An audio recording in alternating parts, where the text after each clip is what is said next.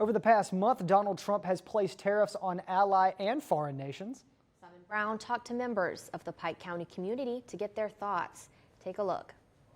Donald Trump has wasted no time enforcing his agenda during his second term as president. While President Trump's recent cabinet appointees have been subject to criticism, many are concerned over his executive orders and comments involving tariffs. To learn how tariffs could impact the United States, we spoke to economics professor Dr. John Dove. Again, tariff is a tax on imports, the goods and services that you and I buy from abroad.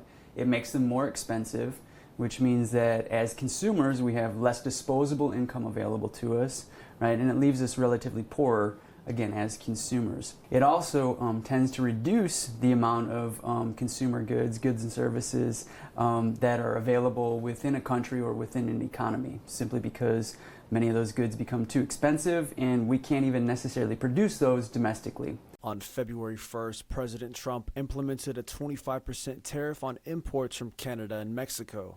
We spoke to freshman multimedia journalism major Jackson Cates to learn how he feels about the United States placing tariffs on its closest allies. I feel like we should be sticking with people that are close to us, that are going to be there for us. So I feel like with other countries that we know aren't going to be there for us if we need them, cutting ties with them may be a good thing. While placing tariffs on Canada and Mexico, President Trump also placed a 10% tariff on Chinese imports. Cates also shared his thoughts on President Trump tariffing one of America's toughest adversaries. I think it's 50-50. I think if we're talking governments, yes, but if we're talking people, no. I think that there is a potential for maybe one day China and America come to a consensus that we're both superpowers and we can probably work together to bring the world up. President Trump has also teased imposing tariffs on the auto industry as early as April 2nd. We spoke to Dylan Rushing, an employee at Jim Whaley Tires, to learn how business might be impacted by these tariffs. Not even just here at Jim Whaley, but over the board, we're going to see an increase in part prices with those tariffs.